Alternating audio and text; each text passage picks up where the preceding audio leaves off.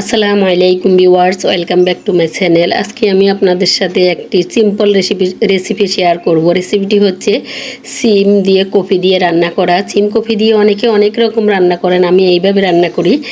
একটি কড়াইতে পরিমাণ মতো রান্নার রেগুলার তেল দিয়েছি পেঁয়াজ কাঁচামরিচটা দিয়ে একটু ভেজে নিয়ে এতে অ্যাড করে দিয়েছি লবণ। এরপর এতে অ্যাড করে দিয়েছি শুকনো মরিচ দিয়ে আমি মশলাগুলোকে ভালো করে একটু নেড়েচেড়ে কষিয়ে নিব যাতে পুড়ে না যায়, সেদিকে লক্ষ্য রাখবেন। চুলার আঁচটা মিডিয়াম লো করে দিবেন। এরপর এতে আমি অ্যাড করে দিয়েছি রসুন বাটাটা দিয়ে আমি আরেকটু নেড়েচেড়ে নিব যাতে রসুনের স্মেলটা চলে যায়। রসুনের স্মেলটা চলে যাওয়া পর্যন্ত আমি ভেজে নিয়ে এতে অ্যাড করে দিয়েছি আমি হলুদ গুঁড়োটা একটু নেড়েচেড়ে নিয়ে এতে অ্যাড করে দিয়েছি পানি পরিমাণ মতো। পানিটা যখন ফুটে উঠবে তখন এতে অ্যাড করে দিব সিম এবং ফুলকপি। শীতের সিজনে যে কোনো সবজি রান্না আসলে খুবই মজা লাগে। টমেটো থাকে পরিপূর্ণ, সিজনের টমেটোগুলো একদম দিয়ে রান্না করলে রান্নাটা খুবই সুস্বাদু হয়। আর ধনিয়া পাতা থাকে, পেঁয়াজ কলি পাতা থাকে, তখন রান্নাটা অটোমেটিক খুবই ইয়ামি হয়।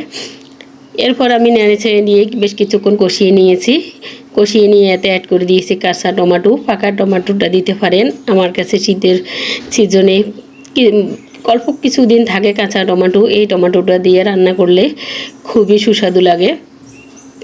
এরপর আমি টমেটো দিয়ে কিছুক্ষণ ঢাকনা দিয়ে ডেকে রেখে দিয়েছি যাতে করে টমেটোগুলো একটু সফট হয়ে আসে।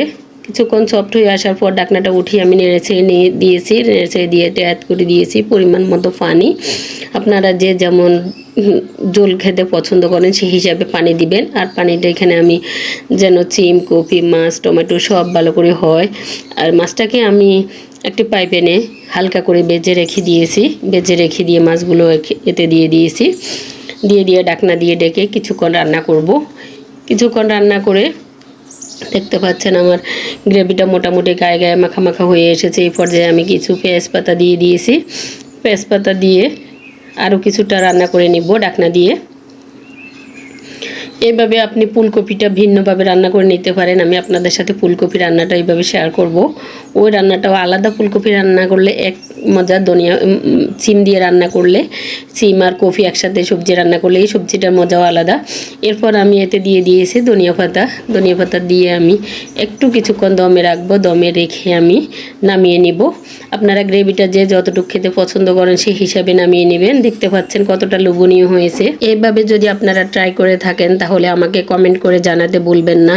আমার রেসিপিগুলো যদি আপনাদের ভালো লেগে থাকে তাহলে আমাকে লাইক করবেন, কমেন্ট করতে ভুলবেন না, সাবস্ক্রাইব করে আমার সঙ্গে থাকবেন।